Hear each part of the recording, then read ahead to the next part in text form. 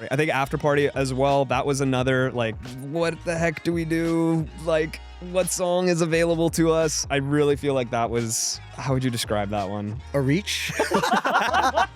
I think people were asking, like, what is this costume about? So I just wanted to explain that it was like the ties, we like undo our ties, tie it on our head, pop our collars, and just like have some shades on. Yeah. And just like, you know, have a good time. Trying to have a good time. Try to have a good Try to have time. a good time. Because it was a stressful time. Yes. Yeah. And yeah. like we finished the set the day before we left, and we didn't even get to clean it yet. No. You guys cleaned in Sydney. We like barely finished. I think there was one transition that we had to, I think you were just like, yep, good enough.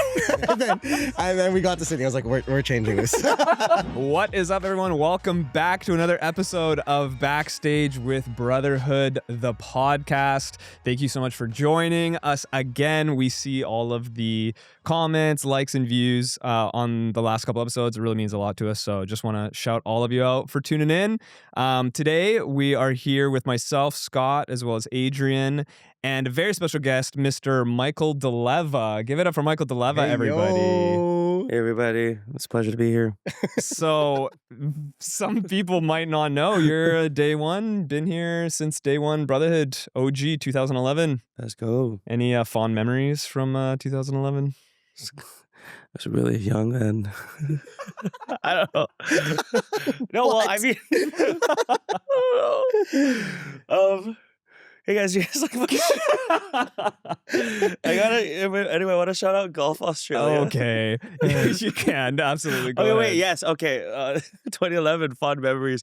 You know what's funny? Actually, like me and Adrian, we joined Brotherhood at the exact same time. We weren't like the very first group of Brotherhood, but we joined Like 6 months later. I 6 feel months like. later. Okay, yes, it actually was still 2011, 6 months later, and we joined together because we had our high school dance team. We were like, damn, like, you know, our high school dance team be blowing up right now. I don't know if we can like leave our high school dance team for a bit, but I think then we kind of like, you know, we were done our competitions. We were able to join Brotherhood. Well, you guys were crushing. Jay Hooligans was crushing. Yeah. You guys were winning everything. We competed against Brotherhood at one point. Yeah. Remember? I think we did HHI. We did HHI. We did HHI. Yeah. I do not remember. We got 5th place. No, I don't Yeah. remember that at all. Yeah, we did. You guys, Brotherhood got 1st, and then we got 5th, right? Yeah. Something along those That lines. is crazy. Something like That is deep lore that I didn't even know. Can't beat him, join him. And that's what we did. I'm like looking at every camera. That's crazy. Wow. Learn something new every day. Come on. Well, you're a beauty. We're happy to have you. And I know people have been asking for you, so we're giving the people what they want. Big couple weeks, big couple days, big couple hours. Big Michael. Just kidding. So when we recorded last episode, it was right after Vancouver. Mm-hmm. Now we're recording right after Sydney, Australia, which is wild. What's been new since last time we recorded?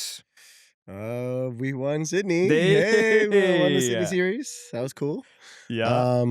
Yeah, a lot of things happened.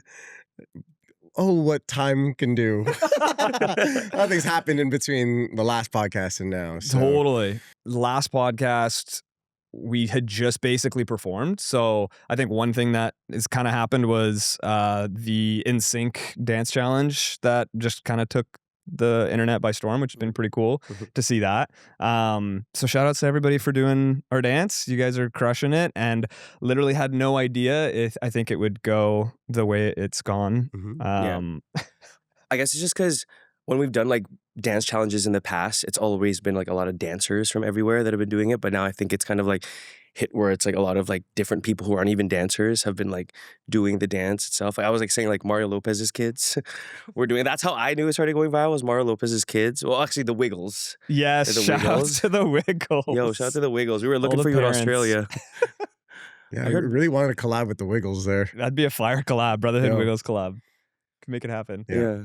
Yeah, really cool. Like a lot of celebrities doing it. I think it's like BTS, obviously. Jungkook, J-Hope. Crazy. That one just dropped like yesterday, right? Yeah. Yeah, that was really crazy. Yeah. And they killed it. They were like going down the I hall. know. I was like, why didn't we think of that? Totally. So yeah, it was like, it's really cool. I think I don't know what it is specifically about this piece versus the others, but maybe I actually, I think it's maybe the song. I think Yeah. the song is like very relatable. A lot more people know this song.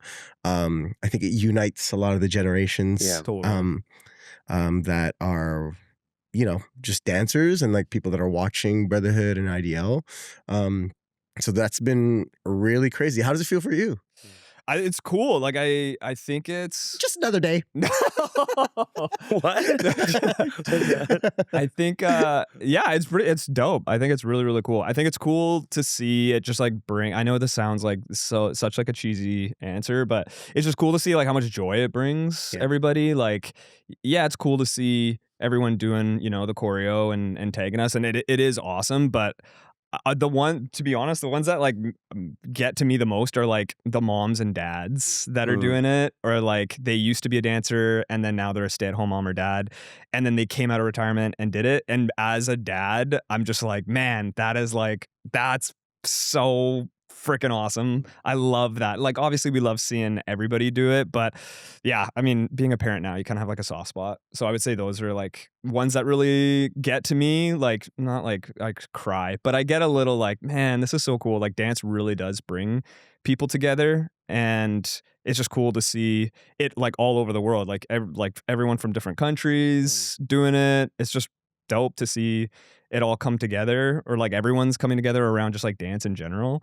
It's just also just funny, like all the like beefs that are happening with like new gen versus old gen. So like we should probably clear some air here too. Like, so there's a lot of people saying like, well, the original choreo is better. Like, what is this new thing? Blah, blah, blah, blah, blah. And I think people don't know that it's like, it was from like a competitive dance set, and you can't steal somebody else's choreography. Like we can't just like do their choreo. We have to like make our own. And so it's not like we're saying ours is better than NSYNC's by any means. It's just different because it has to be. Otherwise it's called stealing. But it is pretty funny to see like the generations argue in the comments of like which one's better, and it's just like, hey, whatever, like just dance is dance. What are the stats on it? That Billboard post was crazy. Do you know it off your... Billboard did an article on it. It like NSYNC got like a lot of traction over the past couple weeks. Like I think that boosted hella streams, and they mentioned that in the article. What else? I mean, it's cool to see the actual NSYNC guys comment on the post. That was really cool. And then they like reshared it. That was really cool. There's something special about like, as a dancer creating to someone's music and then them reposting it or resharing it. It's almost like extra validation of like, you shared your art with us, we created something, and then they're resharing. It's just like Inception. So that's kind of cool. And what else? There's just like some crazy stats about like how many times it got shared, and it's just like, whoa, that's... And even think since that Billboard article, there's been more shares. Like now. I had to turn off all notifications because it's just every couple minutes something, which is dope. So I'm not saying we don't like that. We love that, but like it's just a lot to like be like bombarded with all that stuff. But yeah, really cool. Love dance. Hey, look at us. Look at us. Look at us. Who would have thought? Who would have thought? Not me. But like if NSYNC ever wants to do, a little collab or a little dance ting with Brotherhood, we're here and we're dancing to your music already. I saw one comment where Lance was like, damn, everyone keeps tagging me in this. Like, should I hop on it? And so Lance, if you see this Brotherhood podcast, you should hop on it. Absolutely. Yeah. Like I've said it a million times too, but it's just cool because those are people that I grew up listening to. Like those are my like high school, elementary school heroes. So it's cool to see them obviously recognize Brotherhood and the squad. So that's been pretty cool. Yeah. So that's one thing that happened since the last podcast episode. But I guess biggest thing is IDL Sydney. Crazy couple weeks. Let's like go back to like the lead up to the actual event itself. So those couple weeks leading up to us leaving. Why am I getting nervous? I know. I'm getting anxious just looking back at it. I tried to forget about it. So it was This is vodka, guys. It was pretty No, it's water, it's water. It was pretty crazy. I thought between New York and Vancouver was going to be the craziest. I thought that was going to be the most stressful. And then it turns out, psych. Yep. This one is even This crazier. one is even crazier. So what happened? Do you want me to explain? Yeah, you can start. and Yeah. then- I guess after the podcast, the last podcast we did, we were really pumped to get started. We felt like we had all the time in the world, considering that from New York to Vancouver was a lot less time than we normally would have. And so we started our 2 sets, round 1 set and our round 2 set. And 2 weeks before the event, some fun things happened and basically had some music clearance issues. And we had to restart. We had to do it all over again. Yeah. And so that was a lot. I don't really It know was. how to explain it. I'm trying to think about the time. I think the practice that you pulled me aside and told me about it Yeah. while all the other guys were in the studio like working on the sets, and the practice was good. I think me and you didn't want to like bring down the vibes, and we still wanted to like, you know, they had all these things prepared for the first 2 sets that we were making, and yeah, so we were just in the other room stressing and trying to figure out what to do with our lives. Do you remember that practice? Yeah, maybe the practice was good for you. Well, I was just like, every time, like, where did these guys go? Because I'm just like, I always look to, so for those who don't know, like, you know, like we kind of have a creative team all together, and I'm always looking for like Scott and Adrian to like, is this part okay? Is this part okay? And I'm like, yo, where did they go? But I'm not realizing the whole time, you know, they were in the, you guys were in the room back there trying to figure out the music. But it did go well. Like, I think we just have we have a very good self-sufficient team that, like, regardless of, like, you know, if someone's away here, away there, we have like a team that kind of helps collaborate with the creative process. But yeah, we were literally in the midst of like finishing up. Was it the second routine? Yeah, Or- I think we were pretty close to finishing both the routines. Yeah, finishing both at that routines. point, and we had from that point we had like 2 weeks left until the Sydney series, and then we just had to pivot. Yeah. You know, Again, I think so where to start? The 2 sets we also had were fire. Yeah. Like, Yeah, it's we were pretty- so happy with it. Like, I think the process, people sometimes don't know, like the process of going into creating sets is like, there's so much out of your control, and then there's so much that you have to do with once you have the music cleared and you know what songs you're going to be using. And then so much like mental energy and physical energy and choreographing goes into like orchestrating it. But then there's also like this like belief part that goes into it where you're like fully invested into it. And you know, especially for the one going up against Royal Fam in our first round, like we had like a crazy set. Like we went like deep in the bag. We went deep in like the lore. Like, we have so much history with Royal Family. I know everybody was asking about, I can't wait to hear Be Better Have My Money. Like, there was like so many things that we wanted to do against them specifically, just out of, similar to kind of like what we did with GRV. And we had this set, and it was beautiful, and it was almost done. And then, yeah, basically what happens was there was a new policy that was put into place that said so this is how it works. We've said this a couple times, but you submit your songs at the beginning of the season for clearance, and then as the season goes on, they try and get those songs cleared. They started having issues with them not getting cleared in time, so then they put in a new policy that said if your music that you have already submitted doesn't get cleared 2 weeks before the event, you have to choose new music from a list of songs that have already been pre-cleared. And the difficult part with that is a lot of those songs have already been danced to. That's why they're already pre-cleared. So it was at that 2 week mark where we basically found out, hey, these tracks that we submitted aren't getting cleared. So we've got to start all over again and pick from this list of songs, which is already pre-approved. And that's challenging too in and of itself too, because it's like they've already been danced to. Right. So how can we do it? How can we get creative with this? How can we like put our Brotherhood spin on it? So I think it was like pretty devastating. Like, it was really hard to come out of that and like stay positive because it just felt like getting the kind of like the wind knock it out of you. Like it's like, oh my gosh, what? And it's on the biggest stage. It's all this pressure. Everything's leading up to it, and we basically have to like start from scratch. We're also like, I guess just like halfway through the season now, or a little. I guess technically like a little bit more than halfway, and so creatively you're putting your best foot forward, and so we were putting a lot into these sets, and I guess just for it to for us to pause and have to rethink all these things, it just felt like, I don't know, it was it felt very crushing. Like you said, it felt like the momentum was just taken out of us, but like we had no choice. We had to go. We had to keep going, and so I think we had to really scramble. It was like a lot of scrambling at first.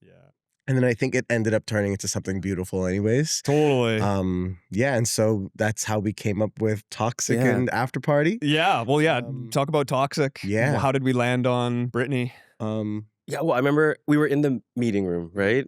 It was me, you, Aloe, Randall, Kelvin, Scott. Yes. I was like, am I forgetting someone? And we were just like, you were saying like, hey, so our song didn't clear, or it's like a little bit clear, but we don't know if it's gonna get cleared. Do we continue finishing this piece, or do we have 2 weeks left, or do we say it like, do we start our next piece and find a song from the list? We're all just like devastated at this point, and we're looking at it. And I think I remember someone just mentioned, was it you? Was it Kelvin? Kelvin should be here. He's the one that remembers everything. But I think I think Kelvin was mentioning Toxic. I think he mentioned like it could work. And I don't know, someone, maybe Randall, saying like, what if we start like our first pose? Oh yeah, that was me. Was that you? Yeah. You said what if because like, wait, they did Toxic. What if we start our first part of their dance with how they ended their first part, and it has like a video of them going into it. And it was devastating that we had to like restart. But I think it was crazy that like within that song idea, we kind of started getting new ideas coming in of like, okay, what if we do this section? What if we do this section? And it kind of goes to show that like, yes, like we were devastated, but it was also exciting that like after a new idea, we were able to branch off each other's ideas to create something a little bit different. But then it was just the time crunch of it all was just the hardest part. I'm just like, can this work? Like, do we have enough time to make a full competitive set like with the time we have without even starting the next second set yet going into it? So sorry, rambling. No, that's what we're here to do. And I do remember we saw Toxic on the list, and I remember you were very much in favor of it because you had recently done Circus, which obviously everyone loves. Yes. And then as we were listening to it, we're like, okay, it's kind of like the NSYNC I Want You Back. It's like a really good song when you listen to it. It's just like traditionally you don't think like an all-male team would be dancing to Toxic by Britney Spears, especially out of all teams like Brotherhood. But I think the more we listen to it, the more we're like, hey, the song actually has depth, and there's like a lot of things that we can play with. And it's another millennial banger. Like, not that we tried to do that, but it did really speak to a lot of, I feel like, millennials, some of us on the team, a lot of people that aren't on the team. That song was what we grew up with in, high school, and people can relate to that a lot. So I think that's also where that idea kind of came from. Yeah. It's so hard to think on. It's like such a fuzzy time. I do, because I feel like creatively, I think like the last 2 weeks of the build up to IDL Sydney was just constantly like choreographing, constantly doing formations, constantly trying to figure out what we were gonna do. And so it's like, it's as emotionally distressed as I was, I think it's like really hard to think back on because there was just so much work to be done, and I was like really focused on, or I was really trying to focus on the work part of it because that's all I could really do. And it was moving so fast too. Like we were making decisions at lightning speed. For sure. I think the one really cool part that I took from that is when we shared it with the rest of the guys too. Like they were all down. Like they were all like, all right, let's do it. Nobody was like, oh, okay, I quit. Everyone was like, that really sucks, but like, okay, what are we doing? And I was just like, man, that's crazy. Because most teams, it would just like, it would start cracking, it would fall apart. I feel like if anything, we were the ones that were cracking the most because we're just like so stressed. But the rest of the boys were just like, "Yo, we're down. Let's do this." Like two sets in 2 weeks. Sure, why not? Yeah. Like let's go for it. And I was like, this is crazy. But it worked out, and I think we're really proud of the product that we put out on stage, both Toxic and After Party. I think After Party as well. That was another what the heck do we do? Like, what song is available to us? I really feel like that was a, how would you describe that one? A reach. Yeah, we didn't have time to we didn't really have time to think or brainstorm. I think it ended up working out. I feel like I might have been the one that was like, what if we made it like an after party? I think the inspiration behind it was just like businessmen like getting off work after like a long week of work. Relatable. And like just wanting to just like go crazy, like have a good time. And so I think that's why we went with the costume, and like I think that's why the vibe of the theme really matched like the vibe of the song. And so I think we went like forward with that, and I think that helped us really create for that set too, instead of just trying to create just a piece out of nowhere. You know what I'm saying? So I think that really helped. I think people were asking like, what is this costume about? So I just wanted to explain that it was like the ties, we like undo our ties, tie it on our head, pop our collars, and just like have some shades on. And just like, have a good time. Trying to have a good time. Try to have a good time because it was a stressful time. Yes. And like we finished the set the day before we left, and we didn't even get to clean it yet. No. You guys cleaned in Sydney. We like barely finished. I think there was one transition that we had to. I think you were just like, "Yep, good enough." and then we got to Sydney. I was like, "We're changing this." And I guess another thing was that a lot of people in the comments are asking like, "Scott, what happened? Why are you only in 30 seconds?" So maybe we could just clarify that a little bit. I think there's a lot of people that are confused, a lot of people that are concerned. A lot of people are really angry that they didn't see their favorite dancer on stage for more than 30 seconds. He said, gotta go. Gotta go. So what happened there, I guess? Yeah, that was probably the most stressful time of my life, if I'm being completely honest. So for those that don't know, my wife Carmen and myself are expecting our next baby, and leading up to the event, basically didn't know if I was going to get on the plane or not. I was planning on it, and everything was kind of going according to plan, where I could, fit this trip in and then come back, and everything would be good. And then Carm started having like some Braxton Hicks like mini contractions, which kind of tells you like, hey, baby's coming. And that was on Monday, I believe, and you guys left Tuesday. And so we kind of knew this beforehand, which is why we blocked me in the back, so that if I wasn't able to make it, then it didn't upset the formations. But the reason I went is because people might not know, but there's actually like a rule at IDL that you have to field 20 dancers on stage. And if you don't, you get a point deduction, or I think it's 3-point deductions per round. And so for me, I was just feeling the weight of both obviously needing to be there for my family and for the birth of my second child,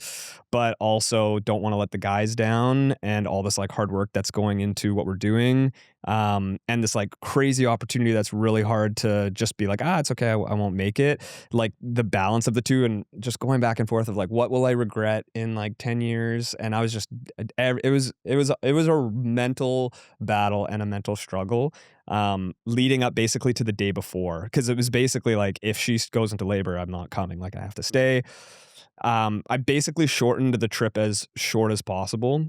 So you guys flew out on Tuesday. I flew out on Thursday at midnight, so technically Friday. Flew direct to Sydney, landed at 9 a.m. Sydney time. Competition day, yeah. And so then basically just went to the hotel, dropped my stuff off, grabbed some food, and then we went to rehearsal at 1 p.m. And then competition, drove to the competition, competed, went back to the hotel, packed my bag, and then shuttle at 6 a.m. back to the airport for a 9 a.m. flight back home. So then I arrived home at Sunday morning. And and this baby's just trolling us because she's still not in. She's still pregnant, and we don't have a baby yet. So I could have been there the whole time, but yes, for those that are concerned, I'm okay. We're okay. Carmen's okay. It was a decision that we made together, and so shout outs to Carm, the real superhero. A superwoman. She, we were talking through it, and she basically said, I'll just hold it in. But she also told me, and I told her, like, if you feel anything, like, text me and I'm jumping on the plane, like, as soon as I possibly can. But prayers worked, baby. I think prayers worked a little too much because baby still isn't here a week later. But that was the reason for me being on stage for 30 seconds and then transitioning off, never to be seen again. Yeah. But yeah, it was probably the most stressful 2 days of my life, I would say. It's like the day before leading up to it. And just the constant like doubts in my head of like, am I doing the right thing? Am I not doing the right thing? And then the actual like 15.5 hour travel there, just thinking the whole time. I was just so anxious. I was just like sweating the entire time. And I think like if you had stayed, we were like, bro, Totally. of course. Like, Totally. Yeah. I was even trying to convince you already, like, just don't come, man. Yeah. Like, whatever. I know you We'll and the boys were honestly like amazing.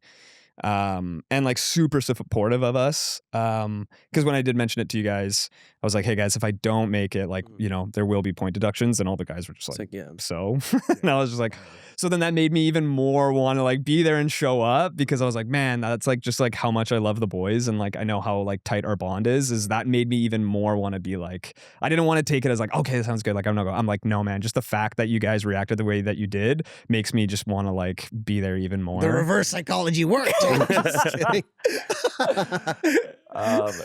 But yeah, shout outs to you guys and the team, and like you guys had to hold it down. Like I wasn't there, and led the squad on that 24-hour journey over to Sydney and all the prep. What was that like leading up to the event? Holy, that travel day felt like a fever dream. Yeah, like big shout out to all the teams that like travel to compete. Like I guess this is the first time that we'd had to do it like at this scale, we've traveled to compete before, but not like traveling for 24 hours. And like, I can't even imagine what that's like to do that for every competition. I like, I'm used to traveling and then having to like teach and dance. But to like compete is just like there's so many other things that go with it, like the rehearsals and like, yeah, like, I felt like I was just going to throw up for like the whole week that we were there. I was just had this like feeling in my stomach that I think it was just the jet lag, like just like your body clock is off. You're not sleeping at the right times. You're not eating at the right times. You're dancing at 1 p.m. The sun is out, but your body thinks it's like 2 a.m, you know? And so you just it just feels really strange, and like as tired as you are at night, you can't sleep. And so I guess that was a lot to handle as well. And so like for the teams and for the people that are doing this all the time, like so much respect. So much respect. Yeah. This was a lot harder than we thought it was gonna be. But yeah, no, I think the guys like really held it down. They were like really keeping it cool the whole time, and I think they were just happy to be there too. So Sydney, beautiful city, like that made it really easy to enjoy as well. Just like felt like a lot like Vancouver, and very similar. And then some parts of it felt like San Francisco, and some parts felt like you were in like different parts of Europe, and so that was really cool to be down under. Yeah. Hey. Golf down under. Okay. Is that golf Australia? You're not getting a sponsorship. Please. How was it for you? How'd you enjoy Sydney? Yeah, no, it was great. I think what's called like it was that first day for us that was the hardest, because I think we got what time did we get there? Around like 9 a.m. 9 a.m. And it's like we couldn't sleep because we know we had to rough it out until that next day so that we felt good the next day. But I remember going to the practice space. First of all, shout out our friend Ali O'Shea and JWDA for allowing us to rehearse at their space. Like it was so clutch. Like we didn't know we were going to rehearse, and they let us practice there for the 2 days preceding to the comp. So huge shout out to y'all. Thank you for the space. But I remember like we were at that space and we're just like, all of us are just like, nothing was processing. Yeah. Like we were cleaning, but I'm like, am I cleaning? Am I sleeping? Like what's happening? But I remember the next day after like a couple hours, yeah, full hours of sleep. Like we felt a lot better.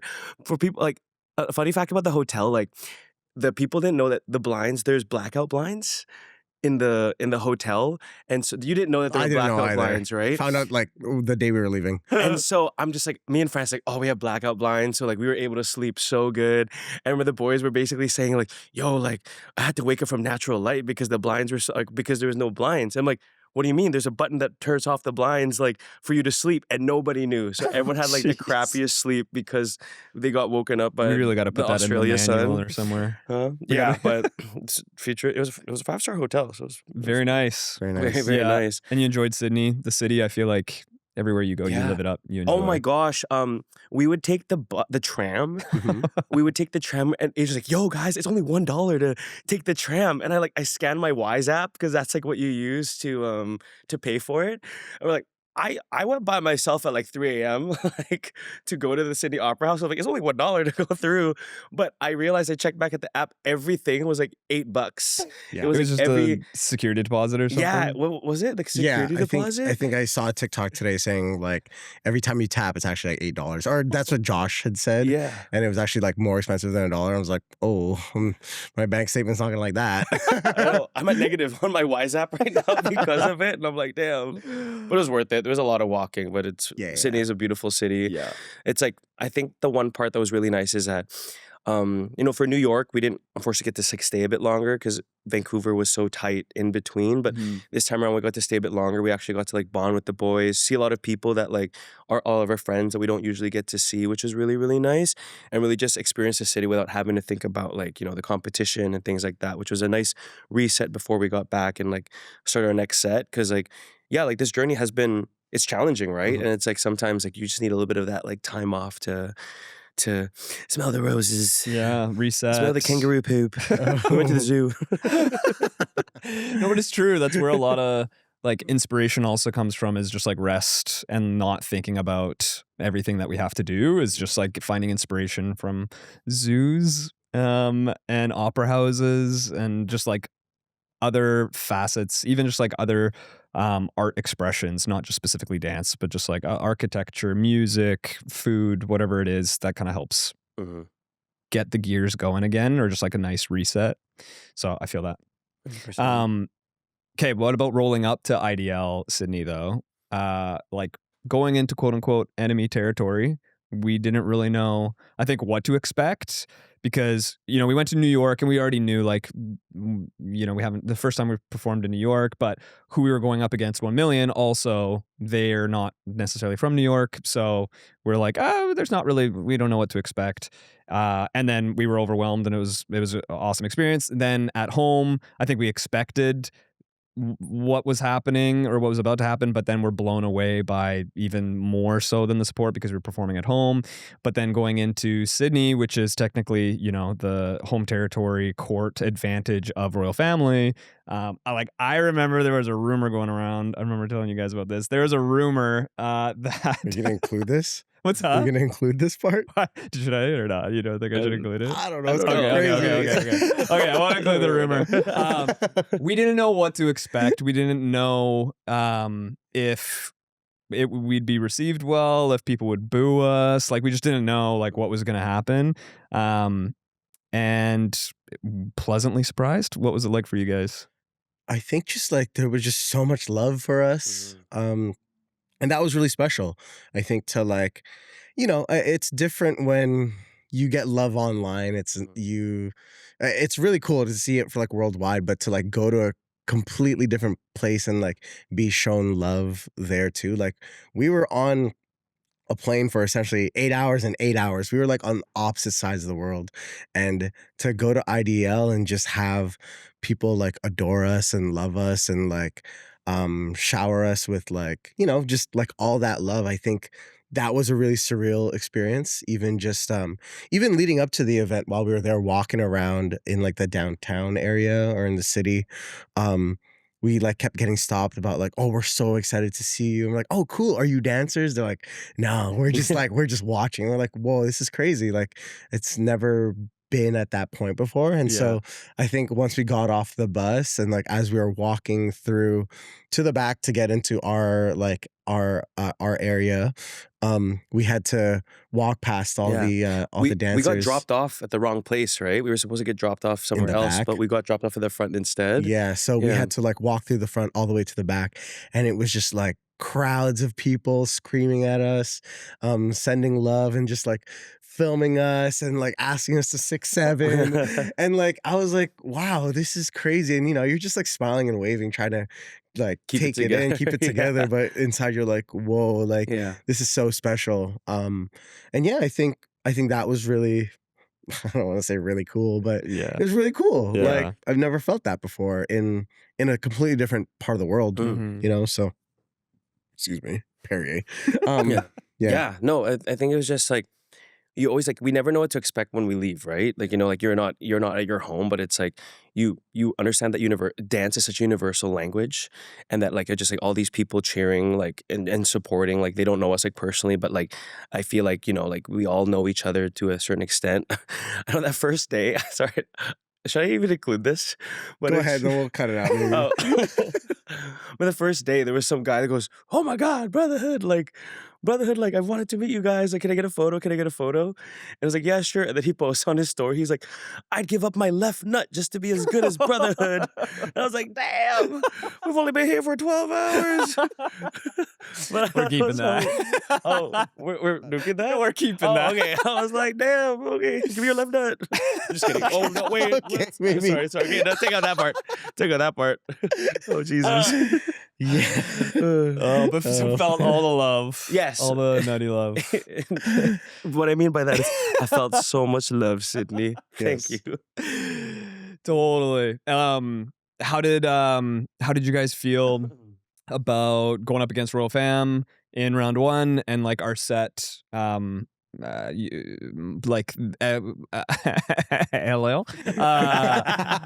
execution? Like how did it feel on stage? Okay, personally for myself, I think I learned a lot from Vancouver. I was very in Vancouver, just so hype, like way too hype.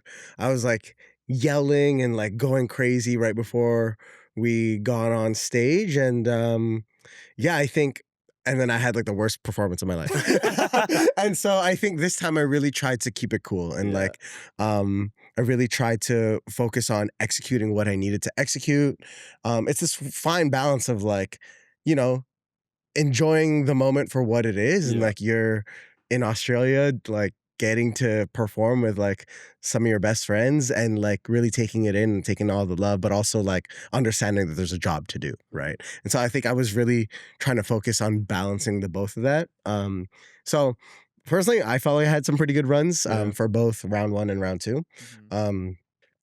Not sure about other people, but I felt pretty good about my runs. I think I had learned a lot from Vancouver, and so that's why I went into that with a different mindset. And I think it worked out for me. So Michael? No, I mean, I think just like for people that don't know, like as I also work in the film industry, and so I think I got lucky that I fortunately got to book a job like right before IDL, but because I booked a job right before IDL, like the week before, I was on set every single day trying to juggle both things, which was something I have never had to do before. And so I think it was just harder. There's already such a time crunch. And with that time crunch, I'm just like already also trying to learn everything afterwards, like meeting up with like Francis at like 8 a.m. to try to learn all the routines preceding like the competition.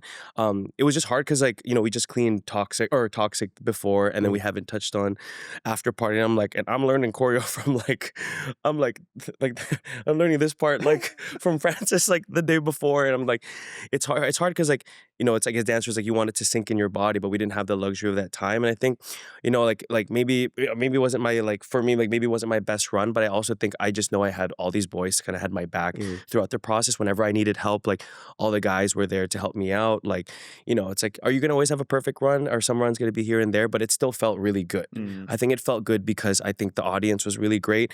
I think I was proud of what we created as a team.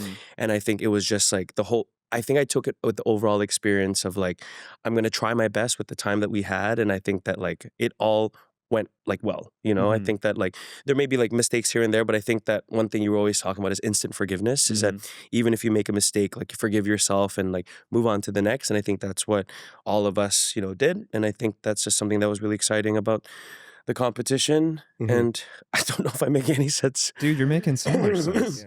right now.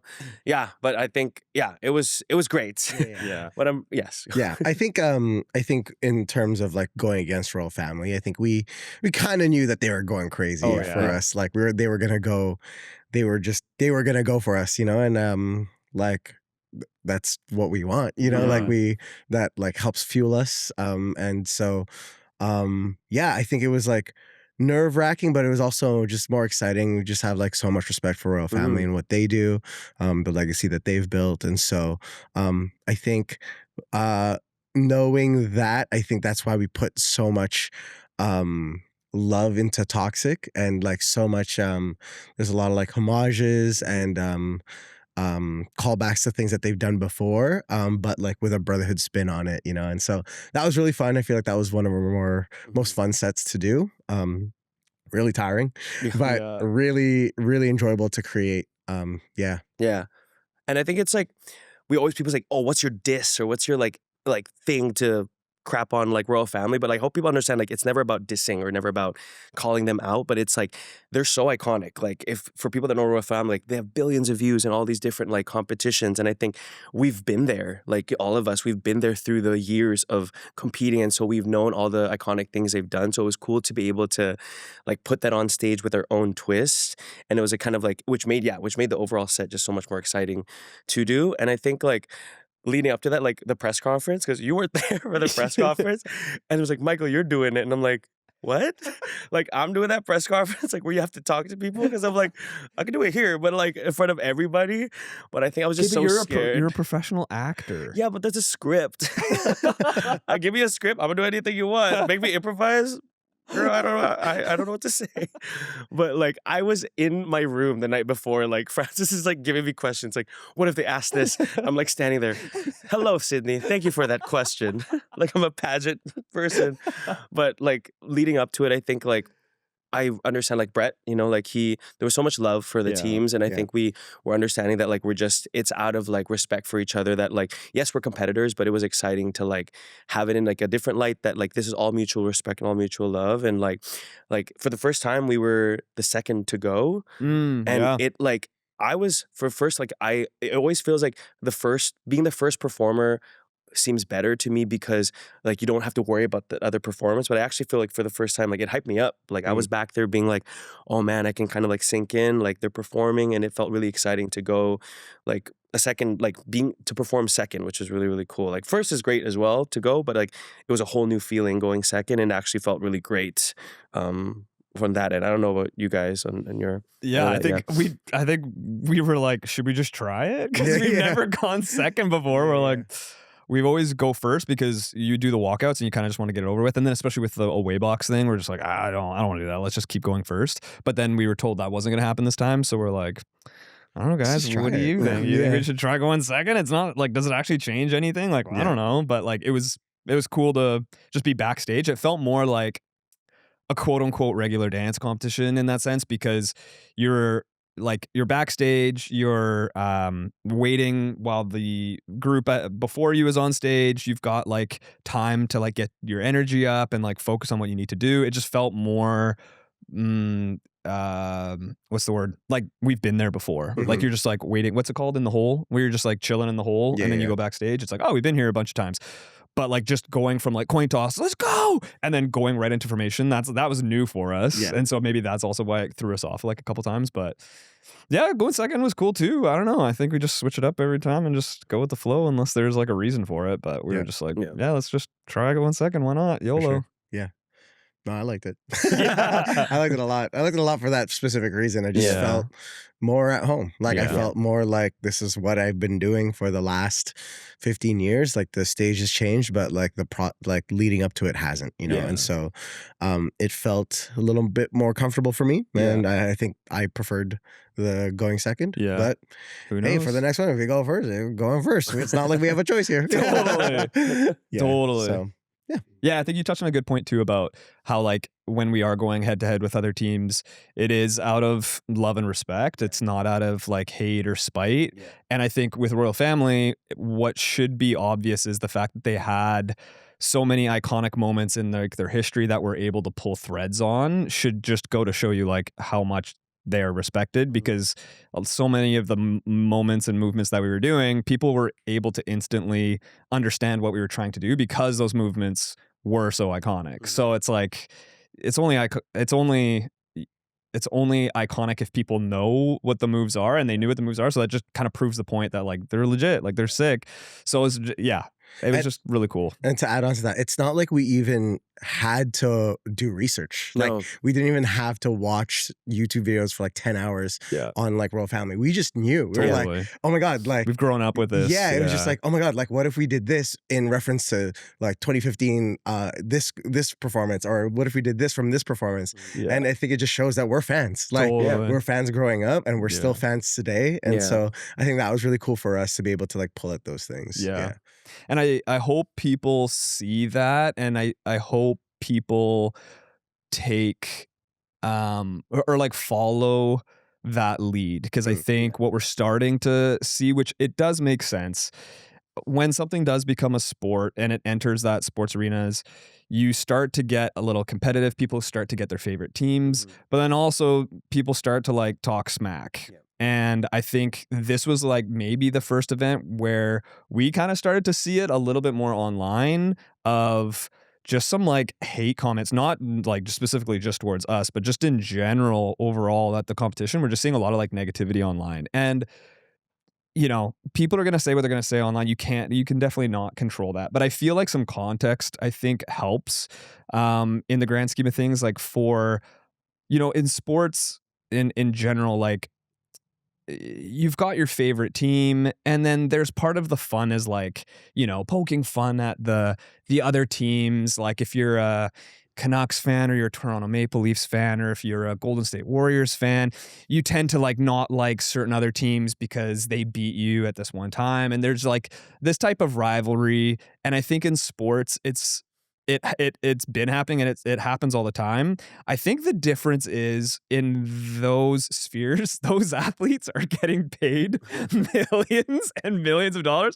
So they can kind of go cry about it, like in their mansions and in their like vacation houses. Whereas the dancers in the IDL, like, yes, dancers are getting paid, but like not nearly enough to make this a full-time gig. Like everyone's still working outside. So I just want to maybe like give some context for like just all of the dancers in the league, that everyone's putting their heart out there on stage, and they're doing their absolute best given the circumstances. And so I think there's still it becoming a sport, and it becoming a lot more competitive, I think is great. I think it also can start to like show some ugly sides of like sporting events that in other sports it makes sense per se, just given the circumstance and how payments are going.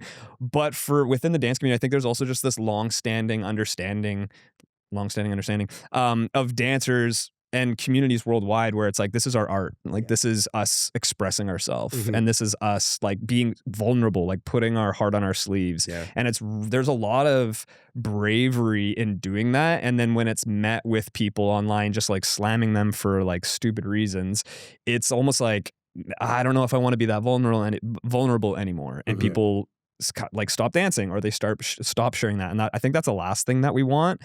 And I think there's still something to be said about like sportsmanship. Like I was with FIFA World Cup happening, like there's just been so many instances of this. One I saw, like, so what I'm saying is you can still be competitive, you can still have your favorite team, and you can still show respect to everybody else. And you can be so passionate about it. And maybe this is just more so like a shout outs to like Brotherhood fans. Like I'm speaking to our supporters of like, this is what we want to embody. And this is what we embody, I think, as individuals, is that like sportsmanship. So there was this clip.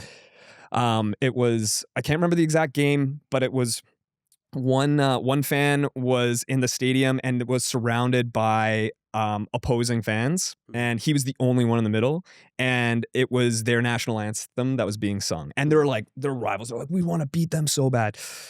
Everybody around them was quiet, let him sing the national anthem, because they obviously didn't know it.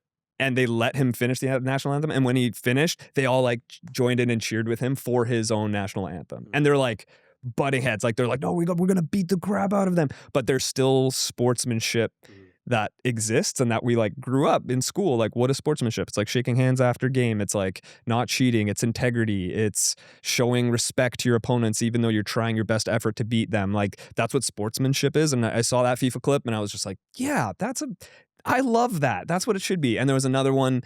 This was like in a Premier League. I think it was like Liverpool and I can't remember the other team. Anyways, the goalkeeper, and like context here, Premier football is on a whole nother level. Like their chants against, when they like go up against other Premier soccer football clubs, like they are ruthless. Like they are just like they're hurling like the worst insults at them. It's so crazy over there. And yet there was this example of a goalkeeper. He had just lost his dad the week that they were playing, and they're in like this heated match, and there's just a video of him going to like the side of the net to get his water bottle, and he it's all opposing fans that are right behind him, and they're just like hurling everything at him. And then he went back to get his water bottle, and they just told him like to come over, and they just like hugged him. I was just like, bro, like that is so beautiful. Like you can be competitive, you can, go for blood, metaphorically, like you can try your hardest, but at the end of the day, we're all human. And we show that respect to everybody, no matter if you cheer for this team or if you cheer for this team. At the end of the day, we're all human.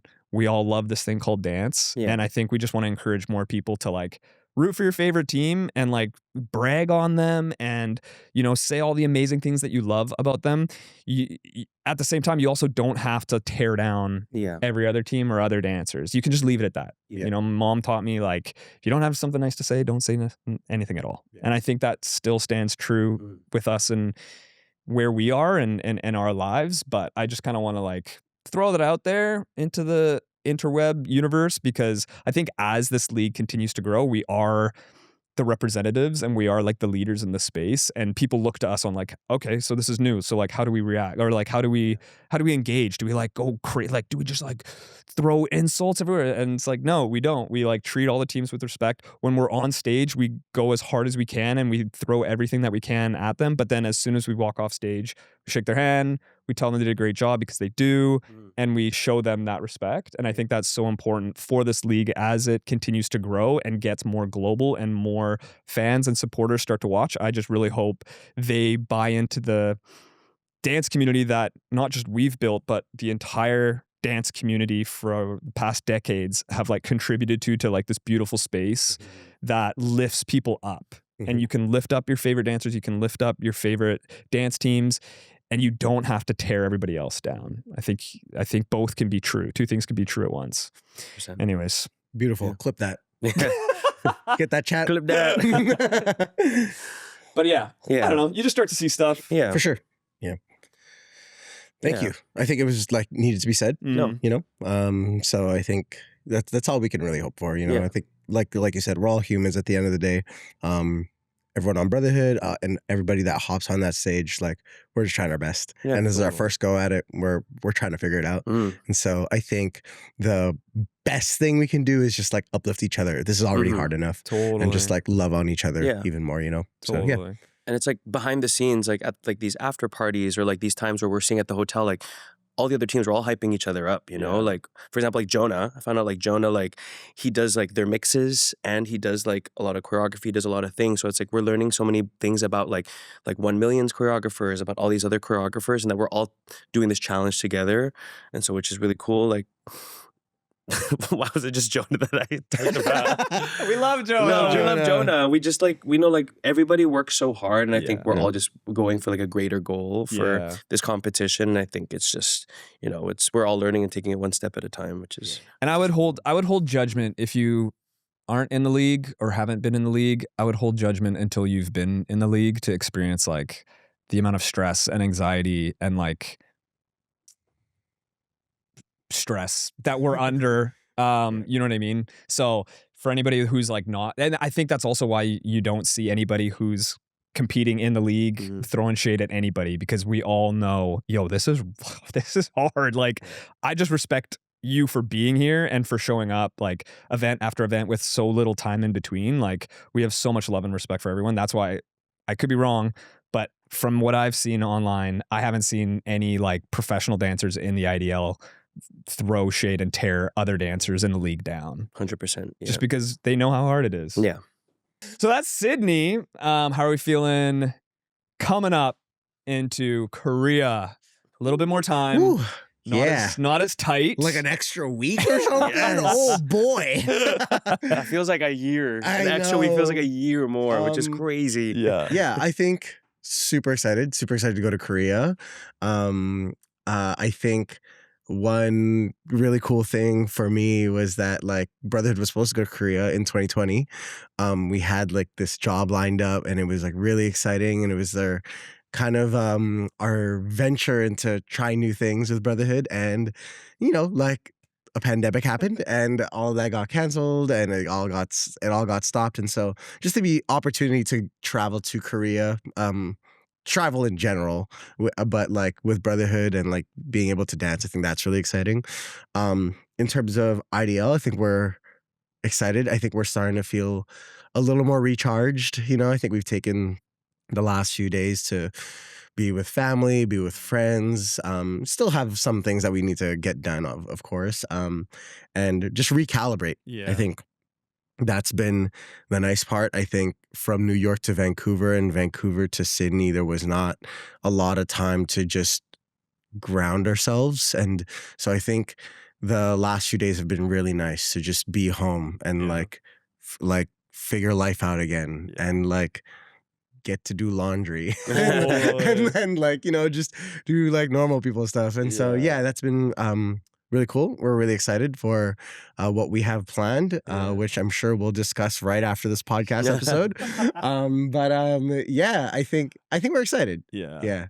At least I am. Yeah. As tiring and as stressful as it is, and like I think me and Michael, just before we started the podcast, we're talking about how like, oh, it just feels like we're gonna run out of ideas, or it feels like there's nothing left in our brains. And then you get into the studio and all it takes is like one little spark to like start to create like something magical again, magic. You know, like it's all it takes is one, and then you start to pull and start to create, and like you after a few weeks you create something that you're really proud of, something that like, you know, again, like you said, like you put your heart into, you put your heart on your sleeve and you put it out there. And so that's really exciting.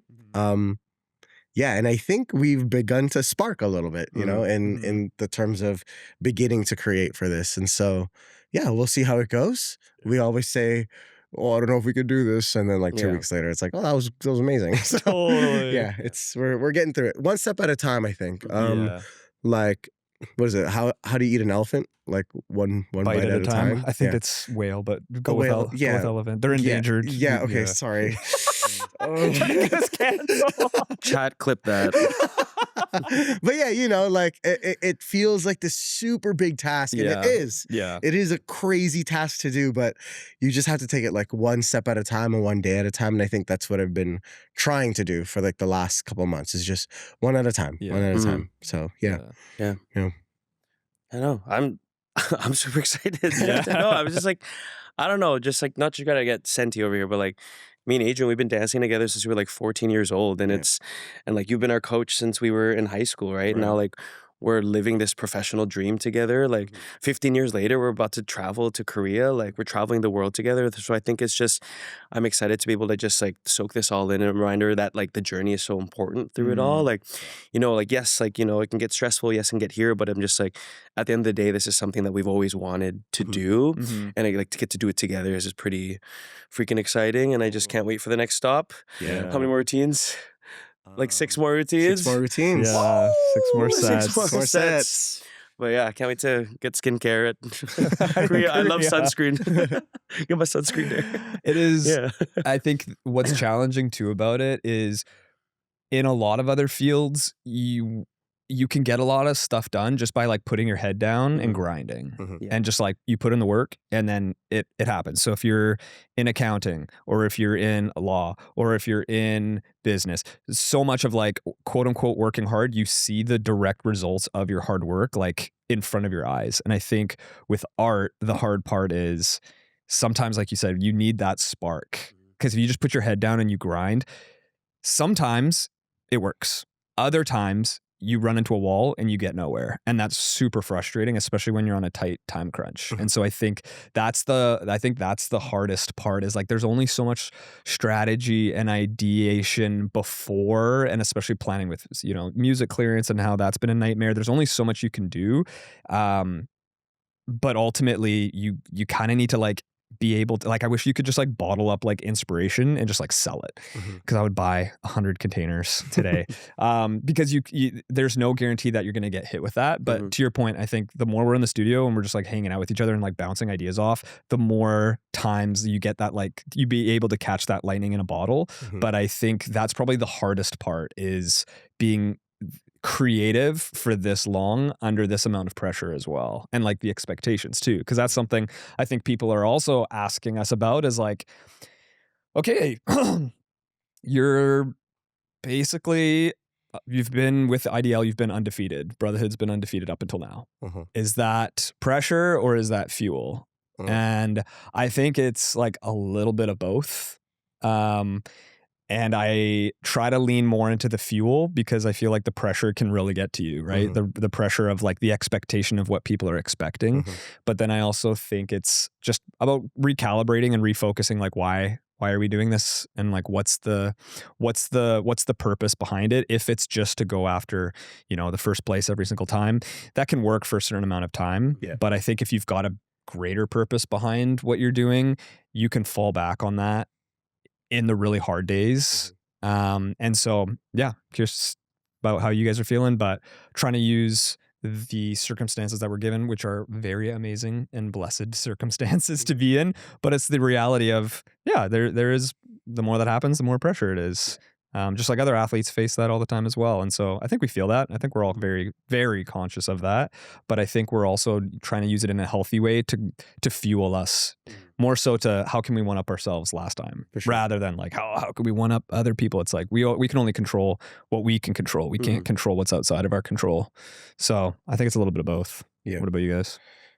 No, I agree. I don't really have too much to add to that. I think just yeah, like, of course there's pressure. Like, there's so many things, and I think there's just so many things being said online, and you can only, you try to live life with a bit of like some blinders, you know, because I think you have to learn to like tune things out a little bit, so you're able to focus on what you need to do. And I think as like a creative, like you have to really protect your peace, I guess, and protect your environment. And so you can't like let it get to you too much, whether it's like a good thing or a bad thing. You just need to you need to be able to work in a space that feels comfortable for you. And I think just trying to balance all that, you know. But yeah, I think like you said, like if you can focus on the greater purpose of things, and because winning can only really get you so far. Like the want to win, the desire to win, like how far does that go? You know? And so if you have other things that you're fighting for that are more worth it than winning, then I think that really helps too. So yeah. And I think we have that. I think we have some greater purpose as a team, and as personal purposes. And so I think we really try to focus on that for the next little bit. And on that end too, like we're no strangers to pressure. Like we've been competing for how many years through it all. But I think, like, you know, with everything that's being said, I think we continue to just do what we do, and I think that's all we can do to just keep us in our to keep us protecting our peace, right? And I think it's worked for us so far. And I think as long as we continue to do that, that's all we have to do to just make sure the rest of the next stops are as ideal IDL as we can make it become. Thank you. Sick. Okay, we've got a couple more questions from the fam who have been submitting questions for us here on the podcast. So Wow. shout outs. Thank you very much. Thank you. We've got a couple here. Okay. How does each stop or country influence or impact your sets? That's a secret. Next. Subscribe to the Patreon for that one. Yeah, $10 a month. I don't know. I think it, like we won't Don't give lie. anything away. We won't give anything away, but like, for like New York, what did we do? Right. Yeah. And then in Vancouver, what did we do? Right. I think Clay put it as a love letter to home. Yeah. In Sydney, what did we do? Right. Like, shout out. Very good. And so, but I don't think that's like strategy or anything. It's just purely for the love of the game, And I think that's kind of what we lead on. We're not, we're just following whatever like our heart desires. Yeah. We're not trying to sway things. We're just trying to, enjoy the process for us. And for us, that's what's fun. Totally. Yeah. So I think that's how I could answer that. Yeah. Without giving too much away. Yeah. When I retire, I'll give it all away. But not yet. I'm still here. How do we decide which piece to do first at each IDL series? Well, I think it's different now. I think maybe at the launch event it was different. Right. That was something that we had to like collectively, like we just made 2 pieces and then we had to figure out which one we wanted to do. Yeah. But now the way that's IDL set up is like who you're going against. You know who you're going against. Like and one's catered to be a battle set, and then one's catered to be more. Or you're catering it. Yeah, you're catering it. Yeah, I you're think catering every it, team is doing that. Mm-hmm. And so I think that's that kind of answers that question. Yep. Yeah. Okay, here's a good question. Is it hard creating formations for everyone? How does height play a factor? Yes, it is hard. Yes, tall people opposites forever. Just kidding. I have this like weird tendency to keep putting like Ryan and Chris opposite. And like Randall and like Mendonça opposite. It just like you try your best to like make sure the heights make sense, but sometimes it's just the way that it rolls, and like you kind of have to just adjust to that, make it work. Sometimes you don't think about I'm not gonna lie. Sometimes I don't think about the height at all. We just make a blocking. Whoever's closest to that blocking, let's hope it works. I'm like, oh, just kidding. You do it on your iPad. You place everybody. You take a step back in front of the mirror, and you're like, oh. Or sometimes it's like all the tall people on one side, all the short people. You're trying to create like levels, and it's just like, why isn't it reading? Oh, because Chris is trying to do like. Right beside Ryan, trying to do something like the same height as him. Or like the beginning of After Party, where like Josh is supposed to party and then hide behind Randall. But Josh is like 1 foot taller than Randall. So he's hiding here. So he just hides behind. Oh, I guess that was another thing we could reveal is like it used to be Randall. Yeah. Right. Randall used to be the one that comes up and then hides, but we were like watching footage and we're like, we can't see him. Yeah. Love you, Randall. Yeah. But like, so we had to like switch it to Josh. Yeah. And then when he tried to hide behind Randall, he has to like go like shout out to our tall and short kings. So yeah, it definitely plays a part. Yeah. We just hope for the best. Yeah. And make it work when we have to. Totally. Okay, last one. Any advice to those who think they're starting dance too late? What would you tell a 17-year-old who feels behind in dance?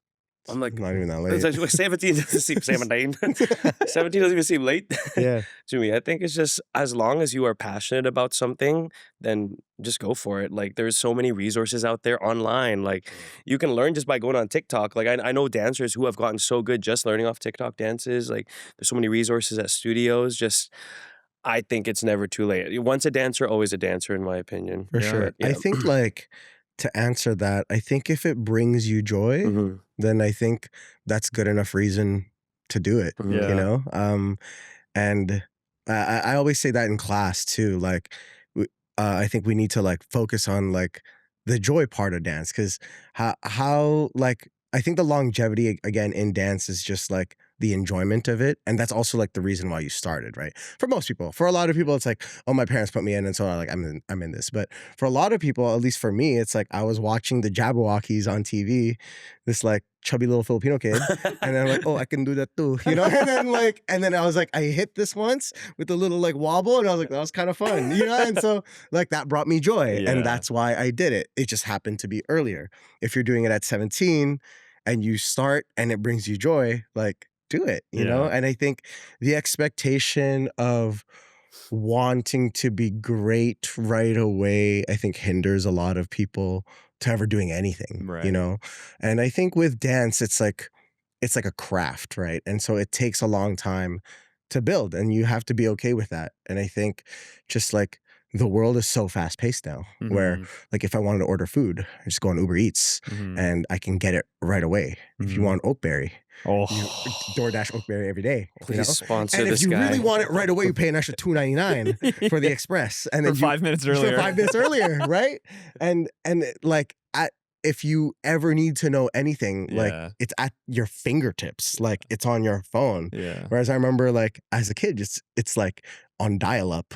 Yeah. And then you're like you're waiting for like the Google page to load, and it like loads like this. Yeah. It's not instant. You're seeing it like play out, and then if somebody calls your landline, it's shutting down. You know, and so I think we just live in a world that's really fast paced, and we've gotten used to speed. Right. But I think things like dance like take a lot of time to build, to get better, and even like the first couple of years, you'll see a lot of improvement in your own dancing. But the longer you go, it's like working so much harder to get just a little bit more, you know? And that's the thing about crafts, right? It's just like to not reach perfection, but to get a little bit better takes a lot more work the longer and longer you go. But I think the longevity in it is the enjoyment of it, because it doesn't matter how good you get with your textures and like your levels and like how fast you can learn something. If you're not enjoying it, you're not going to be around for very long. Yeah, totally. So that's kind of how I see that. So there's not really it's not really a matter of, is it too late? It's more of a matter of, does it make you happy? Totally. True that. Double true. I started choreo when I was 17, 18. Damn. So never too late. Look at you now. Look at us now, boys. Any final words? I guess we'll see you in Korea. See you in Korea. 감사합니다. Yeah, it's crazy. It's like a month away. Michael, you want to sing your Three Bears song? Okay, no, not today. Nothing. Thank you for following along with our journey. If you're like watching these little podcasts that we're making, we really appreciate the time that you take to watch this. If you're just like sitting there eating your breakfast, that's really cool, because I do that with other podcasts and other videos, you know. If we're a part of your daily routine, whether it's watching this or watching our videos, like from like the last, I guess, few matchups and like rounds, or even the last few years, like, thank you for being here with us. It like really means a lot, and it's really cool. So thank you. Heck yeah. Anything from you? No. All right, and with that, wait, I don't know. Yeah, just grateful to be here. You know, like I didn't know this was gonna be how life was gonna turn out, like this coming year, the past 2 years, and I think it's just been the biggest blessing. And I think I'm just excited to see what's next, see what we all do together. And thanks for having me on the podcast today. Let's go. Michael. Certainly not the last. Thank you again for tuning in to Backstage with Brotherhood podcast. If you haven't already, make sure you go smash the subscribe button on YouTube. We're on social media, so if you'd like to follow along our journey, please do that. We've also got an email list going, which link in bio. You can go check that out, and you'll stay updated on all things Brotherhood. And we've got a special announcement coming soon, so stay tuned for that, because that's going to be exciting. Yeah. And the ones that are on that email list will get to see that first. So thank you again. We will see you next time here on Backstage with Brotherhood podcast. Bye. Peace.